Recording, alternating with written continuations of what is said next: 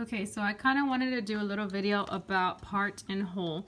The students learned part and whole when we did number bonds. Number bond is like this. I always made them draw the lines and then put a dot on everywhere there's a point. The way that they determine if it's a part or a whole is by counting the dots. Here we have 2 dots. So we know that if it has 2 dots, it is a whole. That means the number is going to be in all. If it only has 1 dot, if the circle only has 1 dot, then it is a part. So I make them put a part at the top. Now what we would do is we would just put whatever number, like 3 and 2. That is what we did for addition. Then we know 3 and 2 make 5. Now with subtraction, this is what's going on. For subtraction, we are given the whole, so like the number 5. They give us only 1 part, like the 3. The students now have the job to find out what is this. This is what we're finding out.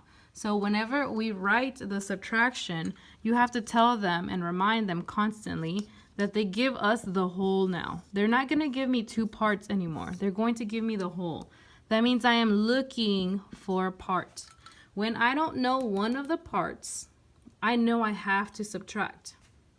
But if they give me 2 parts and I don't know my whole, that's when all of this has to change.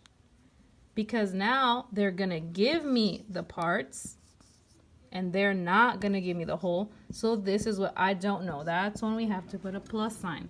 So you have to constantly remind your students that if you are missing a whole, you have to add. But if you have the whole, sorry, gotta erase these. If you have the whole and you have 1 part and you're missing one of the parts,